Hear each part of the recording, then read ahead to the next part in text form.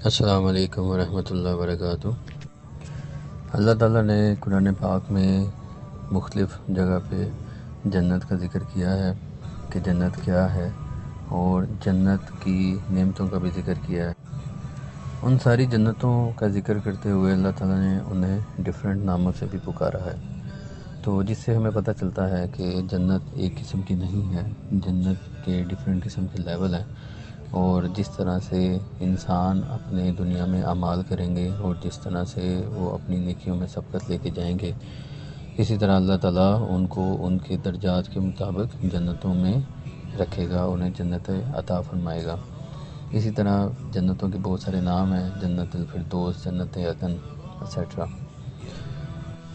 تو اسی طرح اللہ تعالیٰ نے جہنم کو بھی قرآن پاک میں مختلف ناموں سے پکارا ہے۔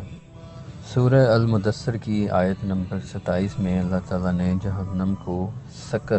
کہا ہے، اور ساتھ ہی فرمایا ہے کہ تم کیا سمجھے کہ سقر کیا ہے، اور آگے اس کو خود ہی ایکسپلین کیا کہ یہ ایک ایسی جگہ ہے جو نہ باقی رہنے دے گی اور نہ چھوڑے گی، آدمی کی کھال جلا دینے والی ہے، اس پر 19 دروغہ ہیں۔ یہ ایک ایسی جگہ ہے کہ عقل اس کی شدت اور سختی کا اندازہ نہیں لگا سکتی، اور نہ عذاب کے مستحق کو چھوڑے گی اور نہ کسی کے جسم پر گوشت کھال لگی رہنے دے گی، بلکہ عذاب کے مستحق کو گرفتار کرے گی اور گرفتار کو جلائے گی۔ ایسا نہیں ہوگا کہ ہلاک کرنے والے کا معاملہ جو ہے وہ ختم ہو جائے، بلکہ جب اس میں داخل لوگوں کو جلایا جائے گا، جب وہ جل جائیں گے تو پھر اللہ تعالیٰ انہیں ویسے کے ویسے ہی کر دیں گے جیسے وہ پہلے تھے، اور جہنم پھر دوبارہ انہیں جلائے گی، اور جہنم جلا کر آدمی کی کھال اتار دینے والی ہے۔ اور اللہ تعالیٰ نے یہاں پہ فرمایا کہ اس پہ 19 فرشتے اللہ تعالیٰ نے مقرر فرمائے ہیں جن کو دروغہ کہا گیا ہے۔ ان میں سے ایک فرشتے کا نام مالک ہے جو کہ جہنم کے دروغہ ہیں، اور ان کے علاوہ 18 ان کے ساتھی ہیں۔ اگر جہنم کی سختیوں کی بات کی جائے تو قرآن پاک میں مختلف جگہ پہ اور بھی جہنم کی سختیوں کا ذکر ہے۔ سورہ النساء کے اندر اللہ تعالیٰ فرما رہے ہیں کہ بے شک وہ لوگ جنہوں نے ہماری آیتوں کا انکار کیا، ان قریب ہم ان کو آگ میں داخل کریں گے، جب کبھی ان کی کھالیں خوب جل جائیں گی تو ان کی کھالوں کو دوسری کھالوں سے بدل دیں گے کہ عذاب کا مزہ چکھ لیں، بے شک اللہ زبردست ہے، حکمت والا ہے۔ اسی طرح کا کانٹیکٹ سورہ کہف میں بھی اللہ تعالیٰ نے بیان فرمایا ہے، جس میں اللہ تعالیٰ کہہ رہے ہیں بے شک ہم نے ظالموں کے لیے وہ آگ تیار کر رکھی ہے جس کی دیواریں انہیں گھیر لیں گی، اور اگر وہ پانی کے لیے فریاد کریں گے تو ان کی فریاد اس پانی سے پوری کی جائے گی جو پگھلائے ہوئے تانبے کی طرح ہوگا، جو ان کے منہ کو بھون دے گا۔ کیا ہی برا پینا اور دوزخ کیا ہی بری ٹھہرنے کی جگہ ہے۔ سورہ مدثر کی جب یہ آیات اتریں جس کے اندر اللہ تعالیٰ نے 19 فرشتوں کا ذکر کیا جو کہ جہنم کے دروغہ ہیں، تو اس پر جو کفار تھے انہوں نے آپس میں باتیں شروع کر دیں، جس پر حضرت عبداللہ بن عباس فرماتے ہیں کہ جب یہ آیت نازل ہوئی جس میں دوزخ پر مقرر فرشتوں کی تعداد 19 بتائی گئی،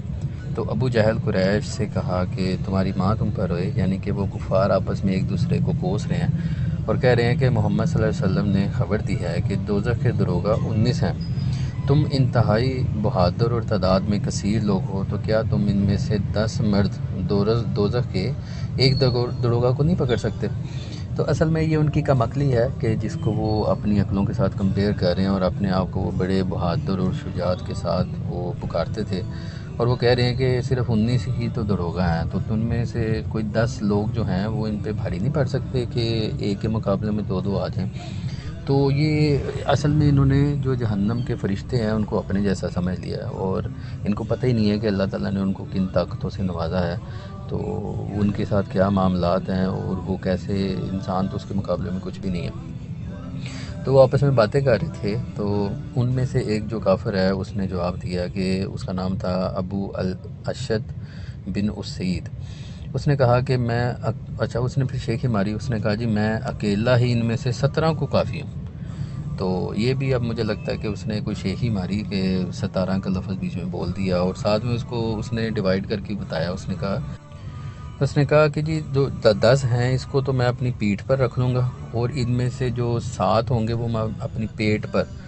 اور باقی 2 کو تم سنبھال لینا. یعنی کہ جو 19 بتائے تھے اس کا حساب اس نے بتایا کہ جی میں 17 کو پکڑ لوں گا، 10 اپنی پیٹھ پہ اور 7 پیٹ پہ بٹھا لوں گا. یعنی کہ اتنا ہی آسان.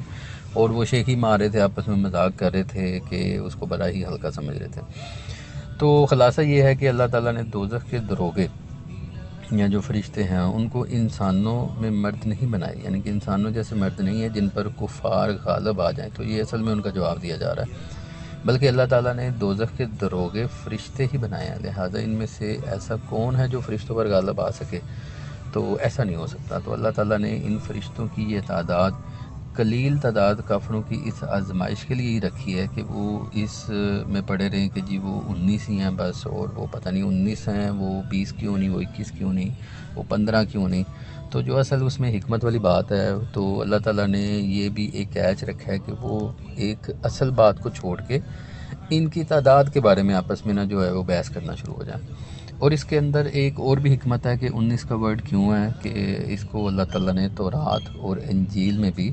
لکھا ہوا تھا کہ دوزخ کے دروغے 19 ہیں. تو قرآن پاک میں بھی ان کی تعداد بیان کر دی گئی تاکہ یہ تعداد اپنی کتابوں کے موافق دیکھ کر یہودی کو حضور اقدس صلی اللہ علیہ وسلم کی صداقت کا یقین حاصل ہو. اہل کتاب میں سے جو لوگ ایمان لے آئے تھے ان کا رسول کریم صلی اللہ علیہ وآلہ وسلم کے ساتھ اعتقاد اور زیادہ ہو جائے گا، اور یہ بات جان لیں گے کہ حضور پر نور صلی اللہ علیہ وآلہ وسلم جو کچھ فرماتے ہیں وہ اللہ تعالیٰ کی وحی ہے، اور اس کے لیے وہ سابقہ کتابوں کی مطابقت بھی رکھتی ہیں. تو اہل کتاب اور مسلمان اس گنتی کے شک نہ کریں کہ اس میں اتنے ہیں اتنے ہیں. جن کے دلوں میں منافقت کا مرض ہوتا ہے وہ کافر کہیں گے کہ اس عجیب و غریب بات سے اللہ تعالیٰ کی کیا مراد ہے کہ جی 19 کہہ دیے، یہ کہہ دیے، وہ کہہ دیے.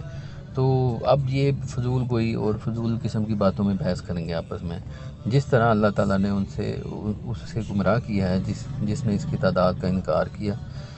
اور اسے ہدایت دی جس نے اس تعداد کی تصدیق کی. اسی طرح اللہ تعالیٰ جسے چاہتا ہے گمراہ کرتا ہے اور جسے چاہتا ہے ہدایت دیتا ہے. اللہ تعالیٰ کے لشکروں کو اس کے سوا کوئی نہیں جانتا، اور وہ یعنی جہنم اور اس کی صفت یا قرآن کی آیات تو انسان کے لیے نصیحت ہی ہیں.